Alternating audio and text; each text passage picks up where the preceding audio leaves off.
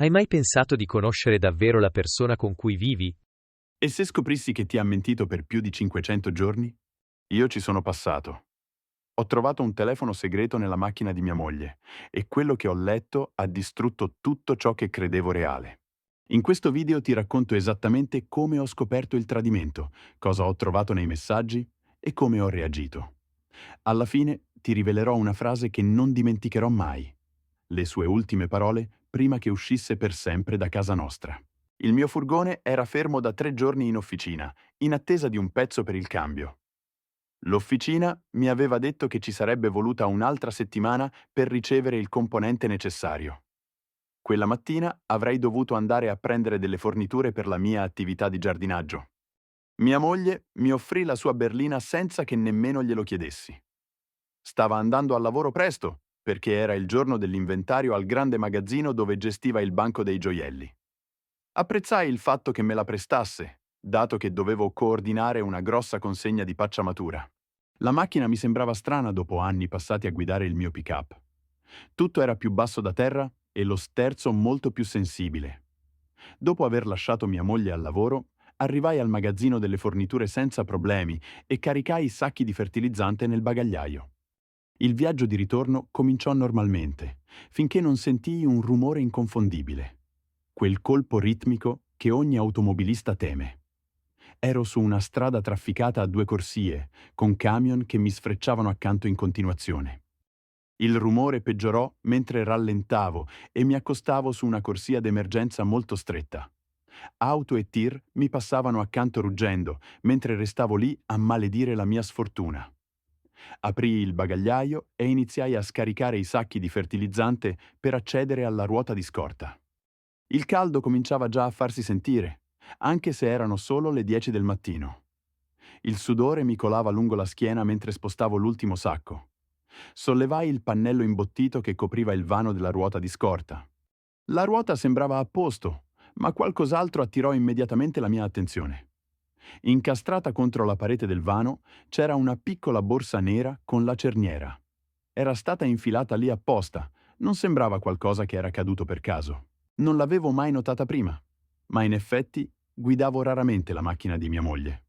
La borsa era grande come un tascabile e sembrava avere un certo peso. La cerniera si aprì facilmente, rivelando un contenuto che mi mise un po' in allarme. Un vecchio cellulare a conchiglia e un caricabatterie da auto, nient'altro. Entrambi gli oggetti sembravano nuovi, non come vecchi dispositivi dimenticati. Il telefono era un modello base, uno di quelli che si comprano in contanti in un qualsiasi mini market. Rimasi lì a tenerlo in mano mentre i camion mi passavano accanto facendo onde d'aria che quasi mi buttavano a terra. La mia mente correva tra 1000 spiegazioni, ma nessuna sembrava innocente. Conclusi che nessuno nasconde un telefono nel vano della ruota di scorta per sbaglio. Mia moglie non aveva mai detto di aver perso un telefono o di aver bisogno di un cellulare di riserva. Eravamo sposati da poco meno di 10 anni e credevo di sapere tutto di lei. Evidentemente mi sbagliavo. Presi la mia power bank dalla borsa da lavoro e collegai il caricabatterie. Il telefono si accese dopo qualche secondo di carica. Nessuna protezione con password, il che mi sorprese. La schermata principale mostrava decine di messaggi non letti. Il cuore mi batteva così forte che lo sentivo in gola. Una parte di me voleva rimettere tutto com'era e fingere di non aver mai trovato quel telefono.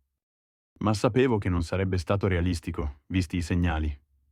Aprii la cartella dei messaggi e subito mi pentii di averlo fatto. Il primo era di un contatto salvato come Giota e conteneva dettagli espliciti su orari d'incontro. Scorrendo tra i messaggi, mi resi conto che risalivano a quasi 18 mesi prima. 18 mesi di comunicazioni segrete di cui io non sapevo nulla. I messaggi descrivevano una relazione chiaramente fisica ed emotiva. Parlavano di sentimenti, di stare attenti, di quando il mio lavoro avrebbe permesso loro di vedersi. Le gambe mi si fecero molli e dovetti appoggiarmi alla macchina per non cadere. Non era stato uno sbaglio recente o una debolezza passeggera. Andava avanti da una parte importante del nostro matrimonio. Il suono dei freni ad aria mi riportò alla realtà. Un camionista si era fermato per chiedere se avessi bisogno di aiuto. Feci cenno di no e misi velocemente il telefono in tasca. Cambiai la ruota come in trance, a malapena prestando attenzione a cosa stessi facendo. Il viaggio di ritorno sembrò eterno, anche se durava solo 15 minuti. Rimasi in macchina nel vialetto di casa per 10 minuti prima di entrare. Quel telefono sembrava bruciarmi in tasca. Mia moglie non sarebbe tornata a casa per altre 8 ore. Avevo tutta la giornata per capire cosa avevo appena scoperto. Andai direttamente nel mio studio e chiusi la porta. Il telefono era carico abbastanza da funzionare normalmente. Iniziai a passare in rassegna ogni messaggio, foto e registro chiamate in modo sistematico. Il contatto Jota aveva mandato migliaia di messaggi negli ultimi 18 mesi. Usavano parole in codice per tutto, ma il significato era evidente. Caffè voleva dire che si incontravano nel suo appartamento. Pausa pranzo era un incontro veloce durante il lavoro. Shopping significava un pomeriggio insieme quando io ero occupato con i clienti. Le foto erano la parte peggiore. Foto intime di mia moglie che non avevo mai visto. Faceva cose con quell'uomo che con me non aveva mai voluto fare. C'erano immagini di loro insieme in luoghi che non conoscevo. Una camera da letto che non era sicuramente la nostra. I registri delle chiamate mostravano decine di conversazioni, alcune durate più di un'ora. La maggior parte delle chiamate avveniva mentre io lavoravo fuori casa o facevo commissioni. Trovai messaggi in cui parlavano nei dettagli del mio orario. Sapevano esattamente quando sarei stato fuori e per quanto tempo. Mia moglie gli passava informazioni sulla mia routine quotidiana da mesi. Una conversazione di Natale mi fece venire la nausea. Mentre io installavo una recinzione per un cliente, loro passarono il pomeriggio insieme a casa sua. Lei mi aveva detto che stava cercando il mio regalo di Natale. Mi ricordo quel giorno perché mi regalò un Apple Watch nuovo. A quanto pare i regali da senso di colpa esistono davvero. I messaggi rivelavano che Giotta era divorziato di recente. La sua ex moglie lo aveva lasciato dopo averlo scoperto con un'altra. Mia moglie lo sapeva e non sembrava importarle. Scherzavano sul fatto che lui fosse un traditore seriale. Lei sembrava pensare di essere diversa, che lui ci tenesse davvero a lei. Ma i suoi messaggi dicevano tutt'altro. Lui la usava per comodità e lei era troppo presa dalla storia per accorgersene. Trovai messaggi in cui parlavano di contraccettivi e test per malattie sessualmente trasmissibili. Prendevano precauzioni che io e lei avevamo smesso di usare anni fa. Era più attenta con lui di quanto non fosse mai stata con me. La tempistica dei messaggi combaciava perfettamente con i cambiamenti nella nostra relazione. 6 mesi fa, lei aveva proposto di tornare a usare protezioni. Disse che voleva dimagrire prima di provare ad avere un figlio. Ora capivo il vero motivo. Nello stesso periodo, la nostra intimità era calata drasticamente. Diceva che era stressata per il lavoro e troppo stanca la sera. Nel frattempo, pareva piuttosto energica durante le sue pause pranzo. Trovai messaggi in cui si lamentava di dover fare l'amore con me. Lo chiamava mantenere le apparenze e evitare che ti insospettissi. Leggere quelle parole fu come ricevere uno schiaffo in faccia. La persona che avevo amato e di cui mi ero fidato per quasi 10 anni considerava toccarmi una fatica. Parlava dei nostri momenti privati con un altro uomo come se fossero disgustosi. Scoprì che avevano un sistema per comunicare in sicurezza. Lei teneva il telefono in macchina e lo controllava solo in certi orari. Lui lavorava in un negozio di ricambi auto e poteva mandare messaggi durante il turno. Non usavano mai i loro veri nomi nei messaggi e evitavano riferimenti a luoghi precisi. Ma ultimamente erano diventati più disattenti. I messaggi più recenti erano meno criptici e più espliciti. Stavano pianificando un weekend insieme per il mese successivo. Lei mi aveva detto che doveva andare a un corso di formazione per lavoro. Le avevo offerto di accompagnarla in aeroporto, ma lei aveva insistito per prendere un Uber per non disturbarmi. Ora sapevo che non aveva mai avuto intenzione di andare vicino a un aeroporto. Quando finii di leggere tutto, erano quasi le 3 del pomeriggio. Rimasi nel mio studio per 5 ore. Avevo il collo rigido e gli occhi che bruciavano per aver fissato quello schermo minuscolo. Ma avevo un quadro completo della situazione. Non era un'avventura emotiva sfuggita di mano. Era tutto calcolato. Mi aveva mentito in faccia ogni giorno. Continuai a tenere il telefono in tasca, cercando di comportarmi normalmente. Mia moglie tornò a casa all'orario consueto, intorno alle 6:30. Quando le chiesi perché non mi avesse chiamato per venirla a prendere, disse che non voleva disturbarmi e aveva preso un Uber. Sembrava stanca, ma non sospettosa. Mi chiese com'era andata la giornata e se avessi avuto problemi con la sua macchina. Le dissi che avevo avuto una gomma a terra, ma che l'avevo sistemata. Mi ringraziò per aver gestito la cosa e disse che avrebbe comprato una gomma nuova il giorno dopo. Quasi mi venne da ridere per quanto fosse disinvolta nel mentire. Non aveva nessuna intenzione di occuparsi della gomma. Probabilmente stava già programmando di incontrare il suo amante durante la pausa pranzo. Cenammo nei nostri posti abituali mentre lei parlava dei problemi al lavoro. Un cliente voleva restituire una collana senza scontrino. Sembrava completamente rilassata, come se nulla fosse cambiato. Continuavo ad aspettare un segno di colpa o nervosismo, ma era esattamente la stessa di sempre, come nei mesi precedenti. O era un'attrice fenomenale, oppure davvero non provava rimorso. Dopo cena andò a farsi una doccia. Aspettai di sentire l'acqua scorrere prima di chiamare il posto dove lavorava il suo amante. Il numero era salvato nel telefono come Già lavoro. Rispose un ragazzo giovane, gli chiesi di James. Mi disse che James era uscito prima per un appuntamento dal dentista. Lo ringraziai e riattaccai. Ora avevo un nome completo e sapevo dove lavorava. Quando mia moglie uscì dal bagno, ero seduto sul nostro letto. Avevo il telefono acceso in mano, con la loro conversazione sullo schermo. Lo vide subito e mi chiese dove avessi trovato quel telefono. Non dovetti dire nulla, e per circa 15 secondi nessuno dei due parlò. Poi iniziò a piangere e a dire che era stato un errore, che aveva sbagliato. Disse che James era solo un amico che stava attraversando un periodo difficile, che lo stava aiutando con il divorzio e che i messaggi erano fuori contesto. Scorrii fino a una delle foto esplicite e gliela mostrai. Le chiesi di spiegarmi il contesto di quell'immagine in particolare. Smetteva di parlare e scoppiava in un pianto più forte. Le dissi che avevo letto ogni messaggio e visto ogni foto. Sapevo della relazione durata 18 mesi e di tutti i posti dove si erano incontrati. Conoscevo la bugia del corso di lavoro e i veri piani per il mese successivo. Provò a toccarmi, ma la respinsi. Mi implorò di non prendere decisioni affrettate. Disse che era tutto finito da settimane. Aprii i messaggi di quella mattina, dove parlavano di incontrarsi dopo il suo turno. A pranzo gli aveva scritto quanto fosse entusiasta di vederlo. Quando la misi davanti alle prove, cambiò strategia. Disse che ero stato distante e troppo concentrato sul lavoro, che si sentiva sola e che James la faceva sentire apprezzata e desiderabile. Sostenne che era iniziato tutto in modo innocente e poi era sfuggito di mano. Le chiesi quando esattamente aveva intenzione di parlarmi di questa amicizia innocente. Non seppe rispondere. Le dissi che avrei dormito nella stanza degli ospiti e che doveva trovarsi un altro posto dove stare. Si rifiutò di andarsene, dicendo che quella era anche casa sua. Mi ricordò che entrambi i nostri nomi erano sul mutuo. Le dissi che presto sarebbe cambiato. Mi chiese se la stavo minacciando con il divorzio per un singolo errore. Le risposi che la stavo divorziando per 548 giorni di bugie.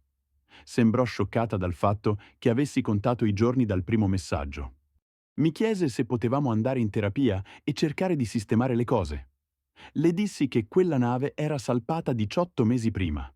Disse che era disposta a fare qualsiasi cosa per salvare il nostro matrimonio. Le chiesi dove avesse nascosto il telefono quando non lo usava. Sembrava confusa dalla domanda. Spiegai che ero curioso della logistica del suo tradimento. L'aveva tenuto sempre in macchina o lo spostava? Capì che non ero interessato alla riconciliazione. Ero interessato a capire quanto a fondo mi avesse tradito. Si arrabbiò e disse che ero crudele e irragionevole. Disse che tutti i matrimoni attraversano momenti difficili e che le persone commettono errori. Concordai sul fatto che tutti sbagliano. Ma pianificare incontri segreti per 18 mesi non era un errore. Era una scelta che aveva fatto ogni giorno per 548 giorni. Nella settimana successiva consultai 3 avvocati divorzisti. Viviamo in uno stato con divorzio senza colpa, quindi il tradimento non influisce sulla divisione dei beni. Tuttavia, avere prove documentate della relazione poteva aiutare in altre questioni. Il mio avvocato disse che i registri del telefono sarebbero stati utili. Avevo copiato tutto sul mio computer prima di affrontare mia moglie. Screenshot dei messaggi, foto, registri chiamate e contatti. Mia moglie si trasferì via il fine settimana successivo. Disse che sarebbe andata a vivere da sua madre, ma sospettavo il contrario. Probabilmente James l'aveva accolta a braccia aperte. Prese circa metà dei suoi vestiti e oggetti personali. Lasciò la maggior parte dei mobili e degli utensili da cucina. Credo sperasse che fosse solo una separazione temporanea. Continuava a mandarmi messaggi per chiedere se potevamo parlarne e sistemare le cose. La indirizzai al mio avvocato per tutte le comunicazioni future. I documenti per il divorzio furono depositati 3 settimane dopo aver trovato il telefono. Mia moglie fu convocata sul posto di lavoro e si sentì molto umiliata. I suoi colleghi iniziarono a farle domande a cui non voleva rispondere. Mi telefonò urlando per averla umiliata davanti a tutti. Le ricordai che lei mi aveva umiliato per 18 mesi. Un giorno di imbarazzo mi sembrava uno scambio equo. Il processo di divorzio durò 4 mesi e mezzo. Mia moglie tentò più volte di contestare la procedura. Voleva sostenere che l'avevo abbandonata, visto che le avevo chiesto di andarsene. Il suo avvocato le spiegò che, data la sua infedeltà, quella linea di difesa era insostenibile. Cercò anche di ottenere un assegno di mantenimento. Ma le prove del suo tradimento resero il giudice poco incline ad accogliere la richiesta. Alla fine dividemmo quasi tutto in parti uguali.